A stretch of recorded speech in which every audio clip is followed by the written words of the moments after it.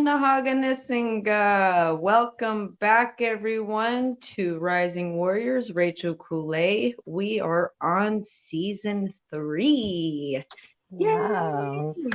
Um, so I did a lot of praying for this upcoming season, and then also with my mother here, Rochelle. We put a lot of prayer into this next coming season, and one of the biggest discussions that we've both been having with others is religion versus spirituality, and a lot of people blending the two together when really there's a difference.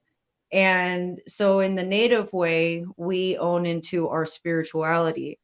And so, we are going to be throughout the season, we are going to be talking about different ways of what that spirituality mean, um, different ways that, while walking on our paths, that we can own into our own spirituality, our own connection to Creator, and really living our own journey and our own staying on our own path in the times that we're in now. So today we're going to start with, what does it mean to follow the path? So, in Indigenous traditional teaching, following the path is living a life where one is seeking harmony and spirituality in all ways. However, the path is one that leads to Creator, and there are many ways to walk it. So, I'm Mm. excited to be talking on these things. So, welcome back, Thank you, Rochelle, Rachel. Mother. And well, we'll just get started. Okay. Can you hear me okay? My Yeah, I volume, is it can. okay? Yep. Okay. Yeah, I think this is important. What does the path mean? And often in indigenous tribes, they also call it the Red Road. So the Red Road, it's all about how are you living your life to get to the Creator, and everyone has a different way and has a walk that is different from each other, but there are many ways to walk this path, the Red Road. And I just think I've been thinking a lot, but about our divine beings. We were born, okay, with a spiritual existence. We are the same. We are divine beings, and we have this. We have spiritual intelligence. It's when we experience difficulties and hardships that like block the vision of who we are, and we start to give in and have a false perception of ourselves, and then it blocks our vision of how we see others as well. And I think it's important that at any time, everyone needs to know we can get back on that path. We can get back on there no matter what we've done, or going through these hardships. We still can be directed in the Creator's, the vision I know that that He and all those who lived on before us, they knew who we were coming, and the way they lived their lives for us. And so I think it's important to think about how we honor that, and how are we going to get back on if we're not on the path. How are we going to get back on? So this whole series that you're going to do this season is going to be talking about how to live on that path. And so they're in segments, so we're not going to talk about everything because there's no time for that. I mean, there is time, but we got other things to do, obligations to do. So we'll do them in little short increments, right, Hmm. through the season. So I think we need to think about that when I'm looking at some of my notes, but through our experiences in life, when we suffer and have this disconnection of who we are, then that's when the path gets super hard because we can't see. And lots of times, and I think sometimes that's necessary too, because hardships seem to pave a way to get you to where you belong, if you may not have discovered any other way. And so I want to talk about, how do we find that path? The first thing I think is nani sunte, shunte, nani shunta, and that means prayer. We got to start out with prayer. And so we give ourselves to Dhamma Appa, right? That means we got to let go of the ego and let go of that idea that we have to have control over everything. Okay, that is not our way of thinking, and it wasn't our ancestors' way of thinking. It was about about giving in and accepting things that are coming, because we know those lessons are coming to teach us, but having compassion during that time of those difficulties, right? Mm-hmm. So the prayer, I've relied on that all my life. And as a small girl, I I had this power and belief in who I was. And it's not until like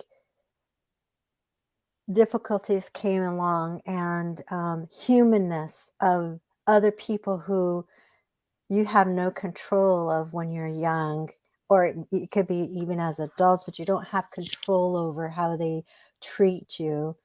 And by the age of 12, 13 years old, I gave in of that power, gave into that power, believing that, oh, I must, whatever that human was telling me must be true, because it keeps they keep, reinforcing that. So by then I'm thinking, maybe this is true.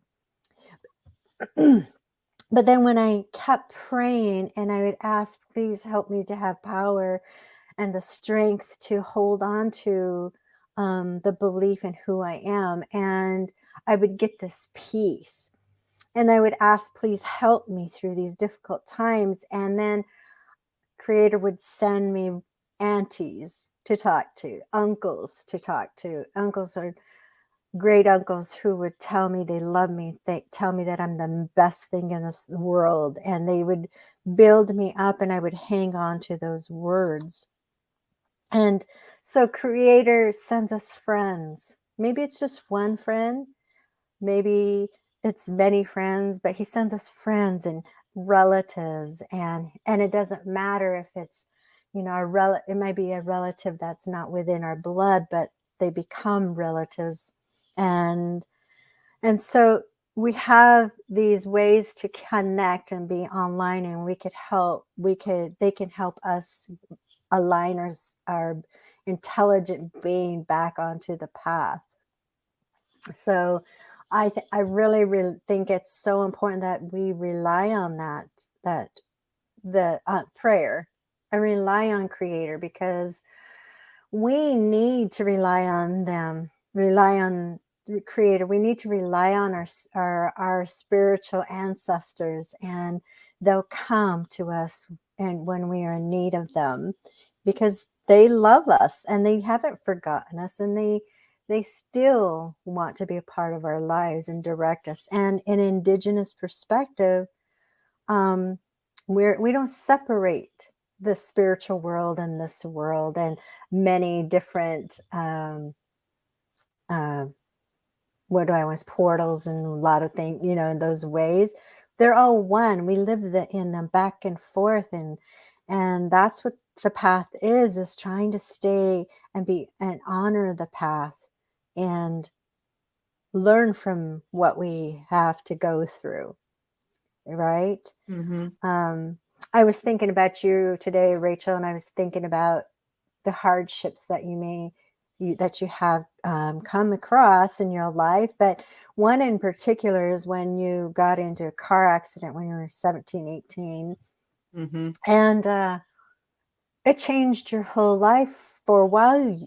For a while, you were angry about it, but then you went and sought and was seeking physical therapy, and you ended up going to gyrotonic, right? And then you went and got certified, and then you had other things happen to you that you're like, how am I going to raise my vibration? So you took sound bowl therapy, and then you went and got certified, and then before you know it, you're in, a emotion body code practitioner, and then before you know it, you have a wellness center.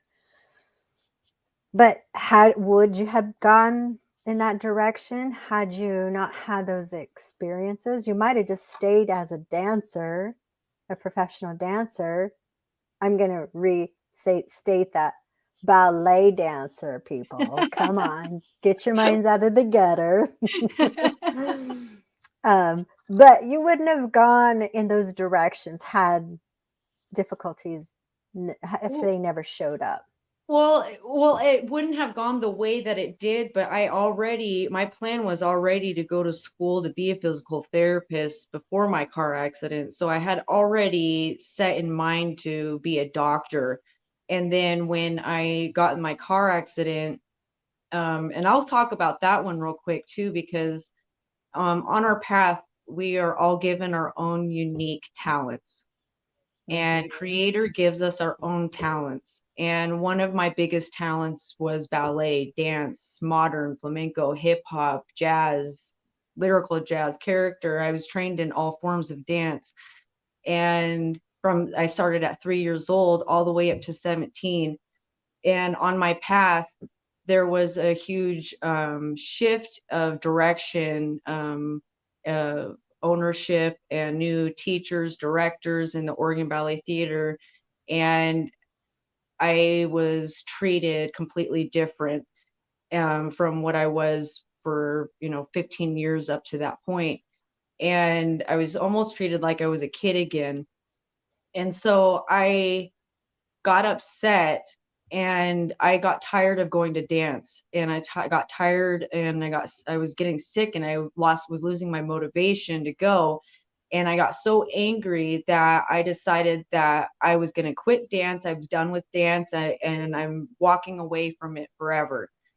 And instead of going and saying, you know what, let me look for a different place. Yes, it's, there's other dance schools in Portland that are good, but they're not as good as a world-class, Oregon Ballet Theater. But in order to dance, I could have looked at other options like other dancers were doing.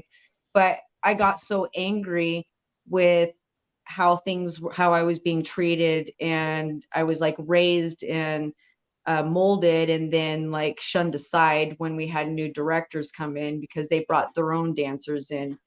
And I threw my point shoes in the trash can. And I remember you saying, if you're really done, I want you to throw your point shoes in the trash can. Well, I was so angry and emotional at that time that I just, without it, I was like, yep, I'm done. I don't even want to go back there. Meaning that I didn't want to go back to Oregon Ballet Theater. But I threw it away. 3 days later, I was in a car accident, and I was told I was never going to dance again. So going now, that shifted things. So yes, I was going to go into physical therapy, but now it shifted into a whole nother direction of things as a dancer. I had a 360 spinal cord hyperextension. My psoas was pinched deep into my femurs. My hips were slammed. It was it was really bad. And I literally had about 30 doctors tell me I was never going to dance again.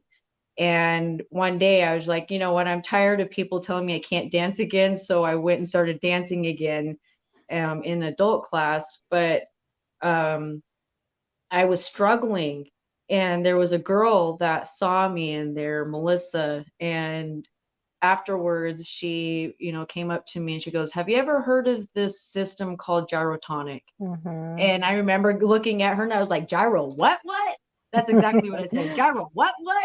I've never heard of this. And she started explaining this to me, and it was a different form of physical therapy. I'm not going to get into it too much, but it's kind of a combination of like you're swimming in water, but you have a pulley weight system that assists your body so that you can move in circular rotation, strengthening the muscles and the ligaments from the inside out and connecting everything together. So you're decompressing the spine and the bones rather than compressing, while stretching and strengthening flexibility at the same time.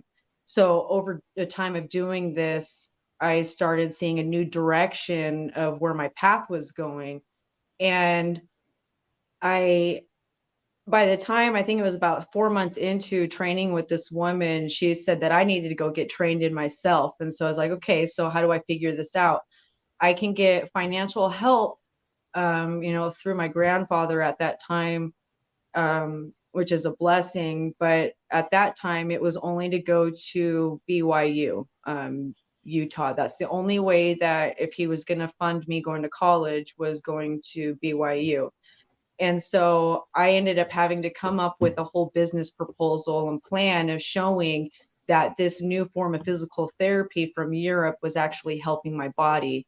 And so I actually went and got trained into that. So then it opened up another world of me having compassion for others that go through injuries, because up to that point, at 17, I had little injuries here and there, but because of how I was trained, um, I I didn't really get injured as much. But so up to that point, if I would have gone into physical therapy right away, I wouldn't have had as much compassion for bodies and pain that actually exist inside the body, and understanding arthritis and scoliosis and hip problems, knee problems, joint problems. And so I ended up, it was like creator said, okay, you're going to have to go through all of these things that a lot of people deal with on a daily basis, so that you can go and help them. And so then it did start steering me down another direction. Then I get cancer and I have to learn, okay, I apply herbology. I get certified and go get my degree in herbology. And then like you said, with the sound bowl, raising my vibration. And to me, it was that I fell in love with these modalities that were helping me when I was seeking, and I've been seeking for all different types of therapies and healing modalities. And so if this works for me, I know it's going to work for other. And so my thing was that, okay, if this works for me, then I know how I can help others, and this is going to help others. And so then that's where that led to the wellness center. So then by the time we opened the wellness center, and I have, 70-year-old clients, 80-year-old clients, big range, of clients and age. But the older ones, they would dismiss me at first and tell me that I didn't know what I was talking about in relation to their pain and what they were going through. But because of all of the traumas that I've had to go through the past 15 years, I was able to relate with them, and they would look at me and go, "Oh, okay, you do have problems too. Like, okay, you do understand. Oh, you do have physical pain and emotional pain. Okay, you get it."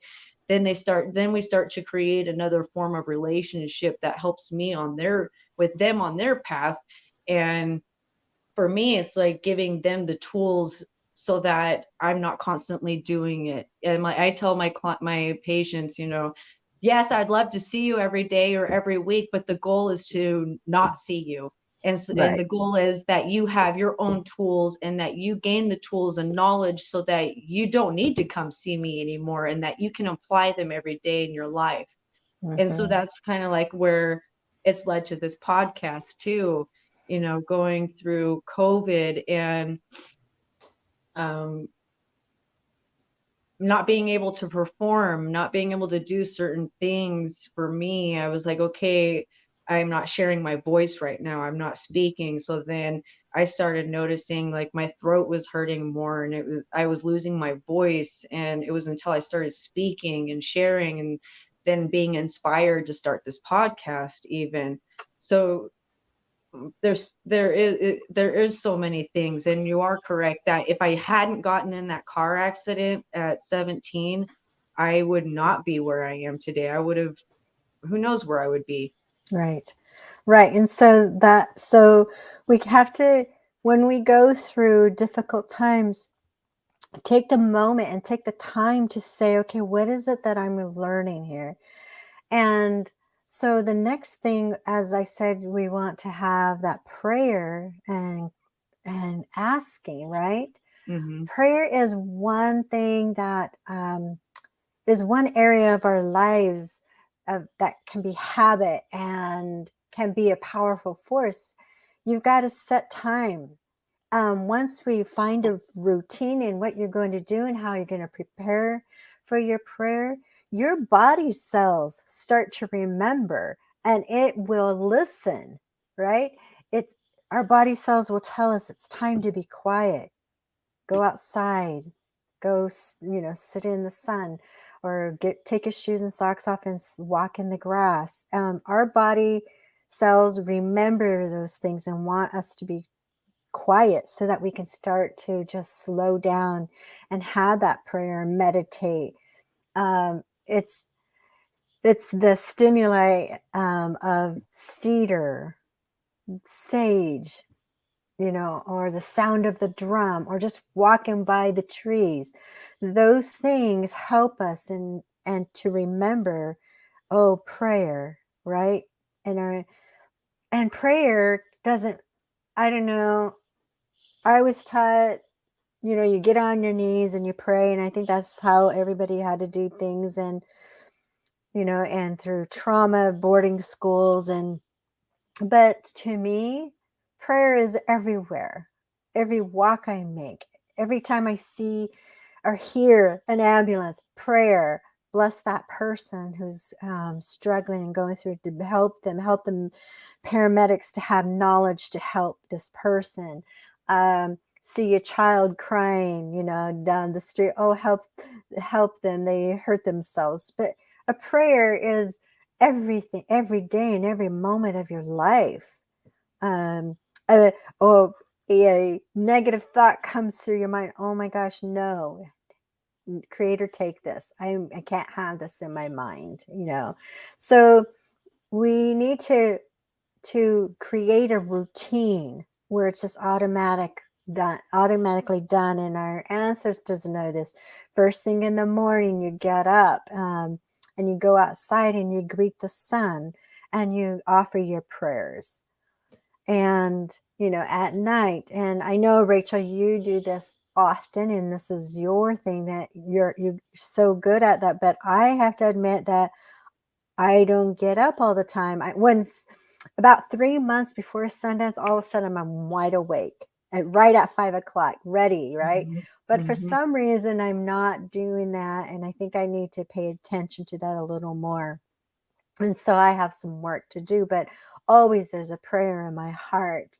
So it's a very powerful force that we need to have this routine and make it, okay, this is the time I'm going to pray. Or you hear this voice that says, get outside now, go and pray.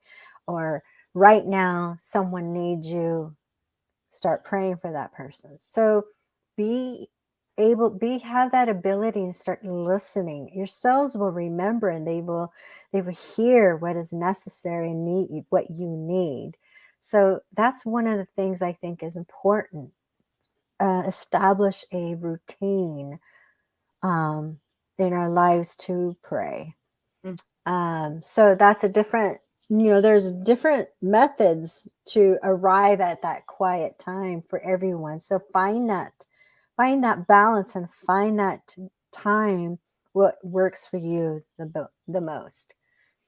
Another thing is to be specific in your prayers. Okay. You can't just go, okay, well, Creator, I'm having a bad day and I'm having a hard time with finances. I'm having a hard time being motivated to exercise. I'm having those are good, but be a little more specific. I'm struggling to eat more vegetables and fruits. Give me the desire to have that in my body, to have the beauty, natural foods in my body that will help heal my inner organs. And so, it's just simple. Like, I'm just giving you something simple, but be specific in what you need. I have rent coming up and I don't know what to do.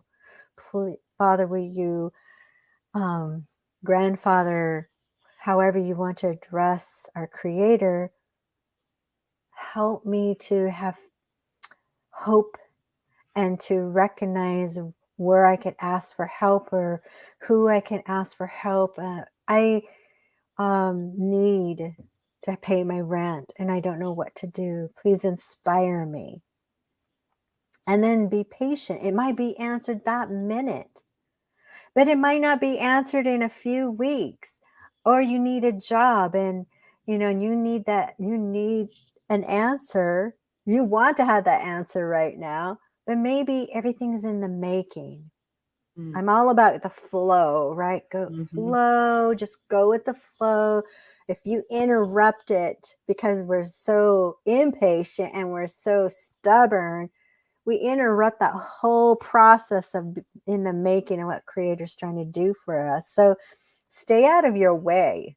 And that's so hard to do. I've had to learn this. It's not always been easy in my life, but now, I just stay out of my way. I'm like, I would do my best. I will walk my best. I will follow the path and try to always strive for the harmony and spirituality. I strive for that. And then the things that I can't control, I just have to let it be until Creator just is able to make and pave the way for me to get through. Maybe these are big boulders that I'm going to have to climb and I have to figure out every step. But in order to climb those boulders, I will be in prayer which one I should trust to get to the top, right? So I think that's really important. So be specific and have compassion for yourself and for others while you're going through the waiting time. And it'll happen. It'll happen for you. I promise. It always works out. And I always hear that from my mom. It's going to work out. It's going to be okay. Just see Have it faith. and have faith. And faith is about it's already done, right?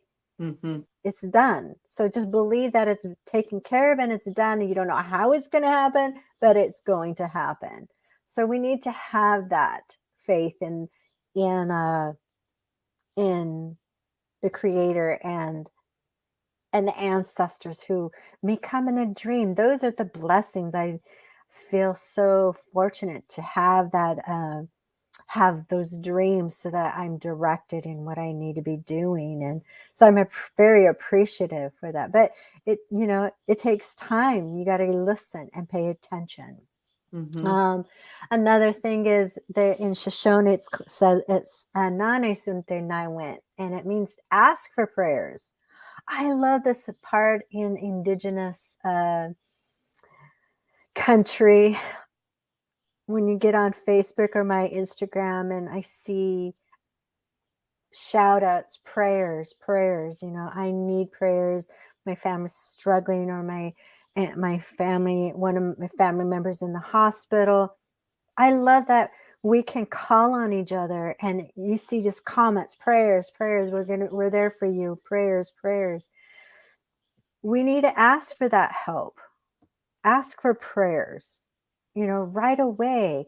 And for us, and what I love is you have your ceremony people and your ceremony relatives, and we can call each other. I don't know how many times through raising you all, not knowing what to do. Oh, we'd call one of my ceremony sisters and ask, please pray. And I don't have to talk about it. I just will text everybody, I need your prayers. Help me to be strong, or help me to understand, help my children. We all need that help. And we need to always ask for that prayer, because we can't do it alone. We cannot live on this journey alone. And we're not meant to be alone. We're meant to help each other and lift each other. And when you're strong and I'm not, and I'm weak, you can lift me. And when I'm strong and you're weak, I can lift you. So it's both ways. We need each other during this difficult time. And I love that in our Indigenous families, how we're all like rooting each other on and saying, we got this, we could do this, and how we're being so supportive nationally. So it's wonderful to see. But I think those are the main points I want to just talk about is, again, how do we find that path? Prayer, nanashunti. So prayer, give ourselves to Dhamma Appa. Let go of the ego. Be patient while you're on your own path. Give yourself compassion. We're human beings, and we sometimes allow others to put a perception that is not true on to us, and we need to let that go and just truly hold on to that intelligent being that we are, and then make a habit. Establish a habit and a routine, and then be specific in your prayers, and then ask for prayers. And when you do that, those are just small steps. It's not the only step, but to me, if you have that relationship with Creator, everything's just going to flow so much better versus you trying to do it alone. And that is difficult. Mm-hmm. And I know that, I had a nephew and who was unsure because of the difficult times that he faced and had to go through, that he didn't know if there was Creator at all. But yet he knew. And I knew that he knew because, again, we are born with the spiritual intelligence, right? And Mm-hmm. I knew he was aware of that. And I just would say, well, first, just have appreciation. That's a prayer. Oh, I woke up today. Thank you. I woke up in a warm bed. Thank you. So start with the gratitude. If you don't know who is Creator and don't have that relationship, start small. And then with gratitude, start to notice the beauty in this world, the simple things, the beautiful butterflies, the trees I love right now are, the magical colors that are happening and falling. And so it's time for us, listen to nature, time for us to shed the old ways and get ready and renew ourselves and rest and be gentle and compassionate during the winter. And then the spring we could blossom. And so it's going to take time. It's not done all at once, fall, winter, spring, summer. It's all by seasons. So go with the flow with the seasons. That will help you. And once you connect with that, then I believe you're going to connect with Creator, and your ancestors will help too. So those are my words for today. And thank you so much, Rachael, for I'm inviting like, me. wait, no. um, Something keeps coming to me is talk about the sun dance, because one of the biggest things that I learned about like really staying true to my path is dancing, being a sun dancer and dancing in that arbor. And when you're in there for 4 days in the Shoshone, we don't have any. I know there's other tribes out there that give water on certain and days and things, but for us, we don't get any water or food for 4 days. And by that third day, it's very, very hard. You're in 100 and, for us, the last Sundance was 117 degrees, I believe, on that third day. But it's, staying focused. And Mhm. and this is the thing that I kept hearing today, is that in Sundance, is in the center is the pole. And yes, there's a pole there, but it symbolizes so much more than just the pole. That's creator, that's, man and woman coming together, Mother Earth and creator coming to earth. And that's where you focus on creator. When I remember the first time I was in there, I would stay focused on the pole, but then because of ADD, my eyes and my vision would start to wander, and I would start looking around at what everybody's doing, and then all of a sudden I would get a thorn in my foot, and it would remind me, and I'd look down, I'm like, oh, I'm not paying attention to my path. Or Mhm. I would look down, and now all of a sudden I'm crossing paths with someone else, or with one of the sisters that's next to me. Or at one point, I think I crossed over into your path, and then I have to like go refocus again. And I'm like, no, stay on my path. And in life, we hear this a lot, the sheep herders, the cattle, everybody's following the herd. It's trying this path is staying on your path. We can follow what everybody's doing, but when we start following what everybody's doing, we're not really listening to what creator wants us specifically to do in our path. We can Mhm. all move forward together, but each one of us has our own mission, our own callings, our own gifts, we are our own. There's not one of us that is created the same. So we can try and, beat ourselves up that I don't look like her, I don't look like him, I don't do this, my hair isn't this long.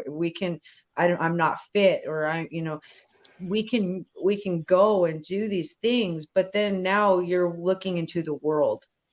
You're looking Mhm. at what the world is wanting you to do. Now you're starting to go off your path. And one of the biggest things that, as a dancer, that you taught me was, thank goodness you never had a scale. And you Mhm. always taught me to feel good. It doesn't matter Yes. what I weigh on the scale, it's how I feel. And if we own into what we individually we feel, then you're going to be happier.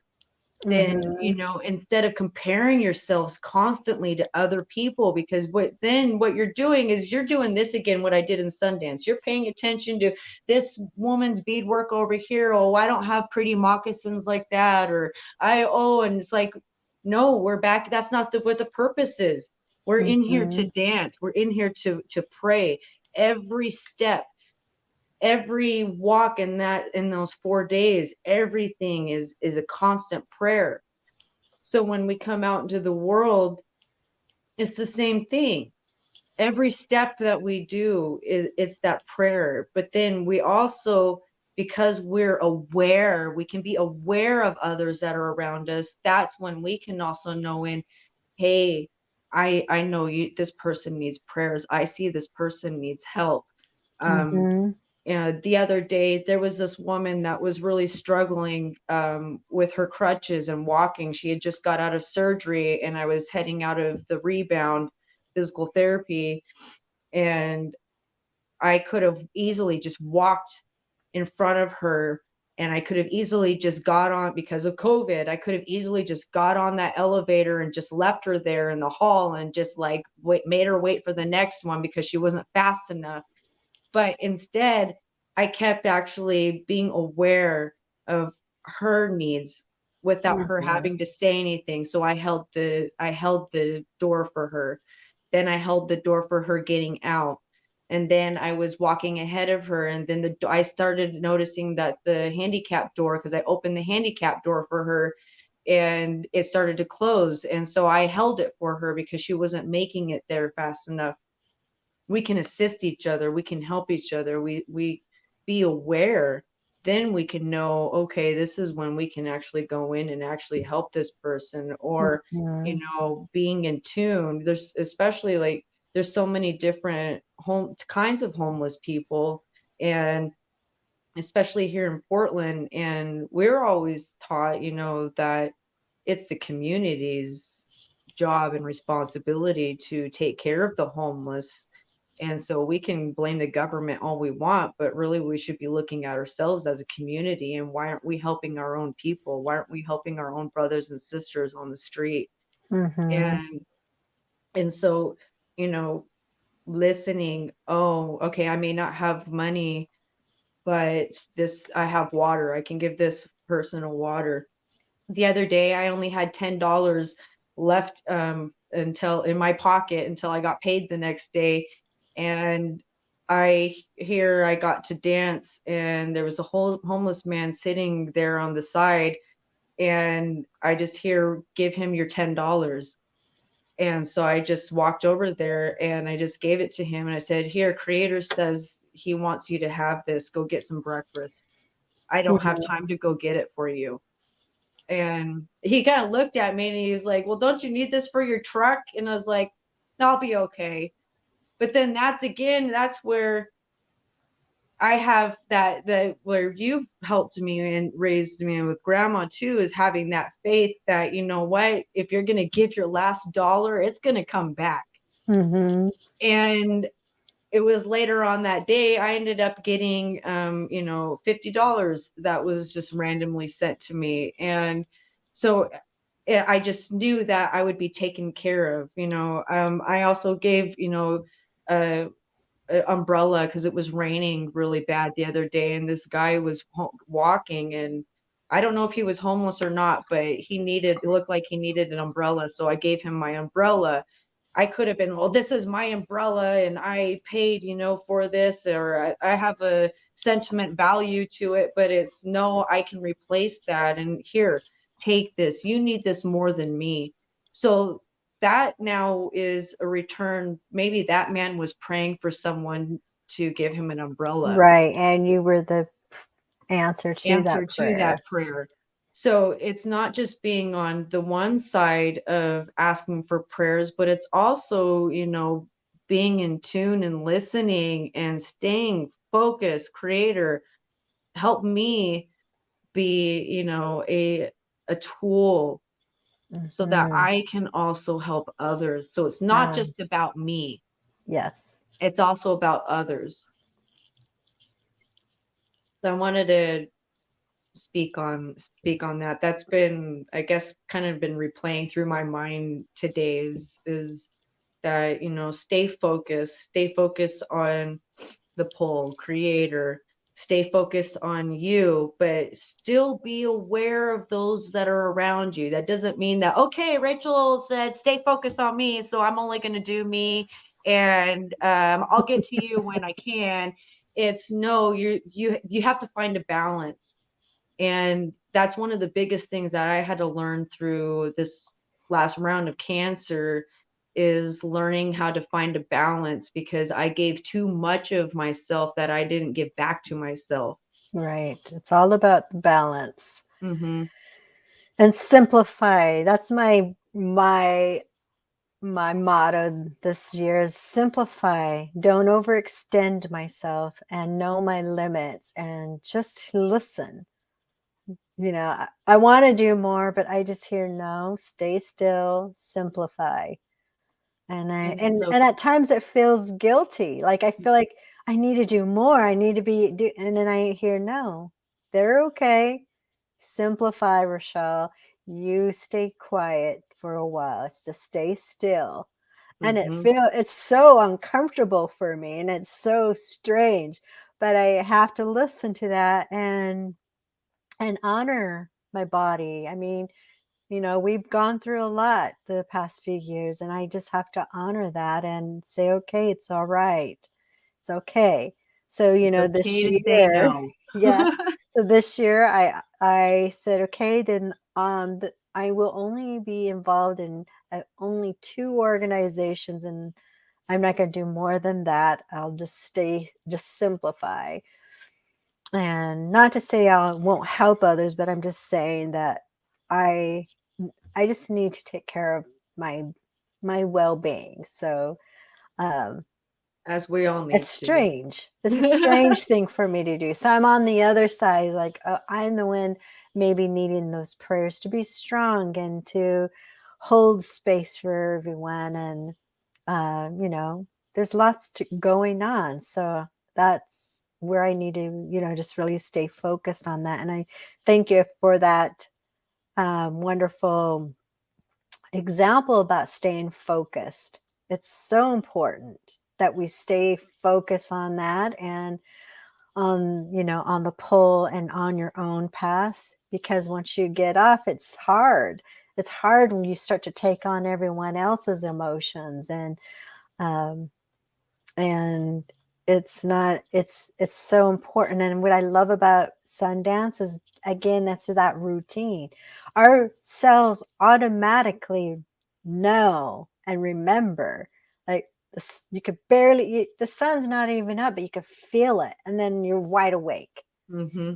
And then and then at nighttime, so it's this, and what songs are going to be coming, exactly what you're doing, when hopefully the greens are going to come in and the cattail to cool you down a bit. Exactly that routine, because it's done over and over and over.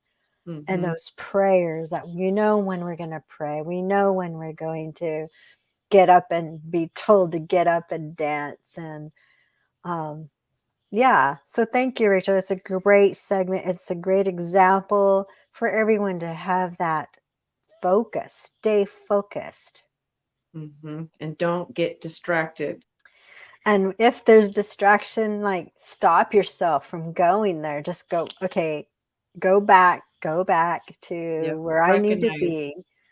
And if things you're doing in your life that are bringing you difficulties, and realize that it's you who are getting in the way. So so seek for that help. And there's so much to say about this, but let's probably just stay simple with Mm-hmm. this part of what we're talking about on the Because red road. we've got more to bring up and Yeah. talk So further on with the next topics. let's just stick with that. Prayer is a way to help you have harmony and spirituality on, to get you on the path that you need to be on for you. Mm-hmm. And don't be pressured. And if you feel pressured, you're just going to have to take it. Take Be the strong, pressure and be strong. And that it can mean you're alone too. but you're not But alone. you're not alone. And so you got to remember, we live in a realm of the spirits, are here and they're around us, and we got to remember they're there for us too. So we're not alone. And I don't know, I feel like we that we must hurt their feelings Mm, when they're right there. mm, And we say, I'm alone, but they're like, but we're right here. mm-hmm. But I'm alone, but we're right here. I think we need to pay attention to that. Let's help one another and as brothers and sisters, and uplift each other. And if one is not behaving the way they need to be, and it's not on the good red road, then pray for them that they will see, that they will learn soon to get back on that path. Because we all been there when we've not made the best decisions and choices in our lives. And it's so nice when you still have someone who has compassion for you.